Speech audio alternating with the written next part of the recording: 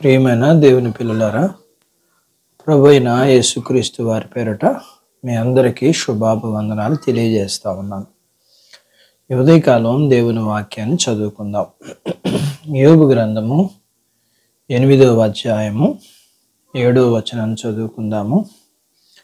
అప్పుడు నీ స్థితి మొదట కొద్దిగా నుండినను తుదను నీవు మహాభివృద్ధి పొందుదువు. దేవుడు తన మాటలు మన కొరకు దీవించునుగాక. ఆమేన్.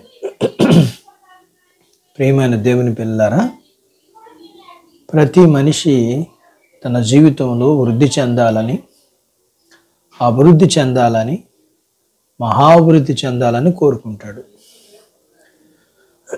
ఒక కుటుంబంలో అమ్మ, నాన్న, బిడ్డల సంభాషణ మనం చూస్తే ఆ పిల్లలు స్కూల్లో చదువుకునేటప్పుడు క్లాస్ ఫస్ట్ వచ్చారు. ఆ మాట ఆ బిడ్డలు తల్లిదండ్రులతో చెప్తారు. అయితే తల్లిదండ్రులు అంటారు, క్లాస్ ఫస్ట్ కాదు, స్కూల్ ఫస్ట్ వస్తే బాగుండేది కదా అని ఆ తల్లిదండ్రులు అంటారు. దీనిలో మనకు కనపడేది ఆ తల్లిదండ్రుల యొక్క బిడ్డల పట్ల అభివృద్ధిని కోరుకుంటడం మనం చూస్తుంటాం.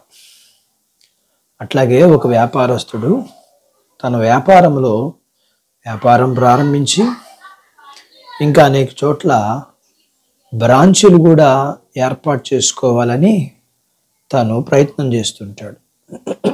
ఇలాగా తన వ్యాపారంలో తను అభివృద్ధి చెందాలని కోరుకుంటుంటాడు. వ్యవసాయదారుడు గుప్పుడు విత్తనాలు వేసి బస్తాల పంటను కోరుకుంటాడు. వ్యవసాయదారుడు తన పంటలో వృద్ధిని కోరుకుంటా ఉన్నాడు. వ్యాపారస్తుడు తన వ్యాపారంలో అభివృద్ధిని కోరుకుంటున్నాడు. మన అమ్మమ్మ, నానమ్మ పల్లెటూరులో తాము పెంచుకునే కోడి పెట్టెల ద్వారా, అవి పెట్టే గుడ్ల ద్వారా అనేక పిల్లలను తయారు చేసి ఆ యొక్క పక్షి సంపదను పెంచుకోవాలని కోరుకుంటారు.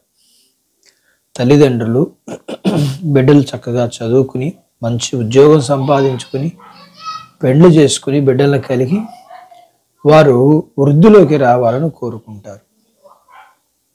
మరి మన పట్ల దేవుడు అనుకుంటున్నాడు, దేవుడు ఏం కోరుకుంటున్నాడు అంటే, ఆదాము అవ్వలతో అన్నాడు, మీరు ఫలించి అభివృద్ధి పొంది విస్తరించి భూమిని నింపి దానిని లోపరుచుకోమన్నాడు. ఒక చెట్టు ఫలించి అభివృద్ధికి కారణం ఆ చెట్టు ఆ కొమ్మలు, ఆ చెట్టులోంచి వచ్చిన కొమ్మలు పెరిగి అవి బాగా అభివృద్ధి చెందుతాయి. ప్రభువారు కూడా మనం ఫలించి వృద్ధి చెంది అభివృద్ధి చెందడానికి ఆయన మనకిచ్చిన మాటను కూడా మనం జ్ఞాపకం చేసుకుంటే, ప్రభువారు చెప్పారు, నన్ను వెంబడించేవారు ఎవరైనా సరే నా మాట ప్రకారం చేస్తే మీరు బహుగా ఫలిస్తారని చెప్పారు. బిడ్డలైనా, వ్యాపారస్తులైనా, వ్యవసాయదారులైనా, అమ్మమ్మ, నాన్నమ్మైనా మరి వారి యొక్క మాటల ప్రకారం, వారి యొక్క ఆలోచనల ప్రకారం వృద్ధి చెందాలని కోరుకుంటా ఉండడం మనం చూస్తాం. మనం వృద్ధి చెందటం, అభివృద్ధి చెందటం అనేది దేవుని చేతిలో ఉంది. దానికి కావలసింది మనం దేవుని వెతకటం. దేవుని వెతకటం అంటే చెడు మార్గాన్ని విడిచిపెట్టి మంచి పనులు, మంచి మార్గంలో నడుచుకోవటం, దేవుని దగ్గర ప్రార్థన చేయటం, పరిశుద్ధంగా జీవించటం. ఈ మాటలు ఇక్కడ దేవుడు చెప్పడం మనం చూస్తూ ఉంటాం. మరి యోబు గ్రంథము 8వ అధ్యాయం 5వ వచనం నుంచి నేను చదువుతున్నాను.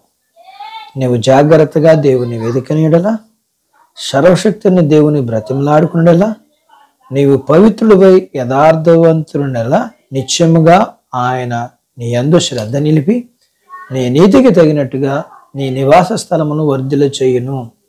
అప్పుడు నీ స్థితి మొదట కొద్దిగా నుండిను, తుదకు నీవు మహా అభివృద్ధి పొందెదవు. కాబట్టి దేవుని బిడ్డలమైన మనం దేవుని వెతికి దేవుని దగ్గర ప్రార్థించి పరిశుద్ధమైన జీవితాన్ని మనం కలిగి ఉన్నప్పుడు దేవుడే మనల్ని వృద్ధిపరుస్తాడు, అభివృద్ధిపరుస్తాడు, మహా అభివృద్ధిపరుస్తాడు. నీవు, నీ కుటుంబము, నీ కలిగిన యావత్తు కూడా ఇటు ఆశీర్వాదం పొందుకోవాలని నేను కోరుకుంటా ఉన్నాను. అభివృద్ధి, మహా అభివృద్ధి పొందడానికి దేవుడు చెప్పిన మాటల ప్రకారం మనం జీవించి అటు బాధ్యతను మనము పొందుకోవడానికి దేవుడు మనందరికీ సహాయం చేయునుగాక. ఆమెన్. ప్రార్థించుకుందాం. ప్రేమ కలిగిన తండ్రి, మీ పరిశుద్ధ నామమును బట్టి మీకు వందనాలు. మానవులమైన మేము ఆయా స్థితులలో మేము అభివృద్ధిని, మహాభివృద్ధిని కోరుకుంటున్నట్లుగా మీరు మా తండ్రిగా, మా దేవుడుగా మేము కూడా అభివృద్ధి, మహా అభివృద్ధి పొందడానికి ఏం చెయ్యాలో మీరు మాకు తెలియజేసి ఉండగా మేము మిమ్మల్ని వెతికి మీ దగ్గర ప్రార్థించి పరిశుద్ధులుగా ఉండి మీ చేత అభివృద్ధిని పొందుకునే బాధ్యతను వాక్యం వింటున్న మీ పిల్లలందరికీ లోకములోని సకల పరిశుద్ధులకు మీరు అనుగ్రహించమని, వాక్యం వింటున్న పిల్లల్ని, వారిని, వారి కుటుంబాన్ని, వారికి కలిగిన సమస్తమును అంతటిని మీరు దీవించమని యేసు ప్రభువారి నామములో స్తుతించి ప్రార్థించి వేడుకుంటున్నాను తండ్రి. ఆమేన్.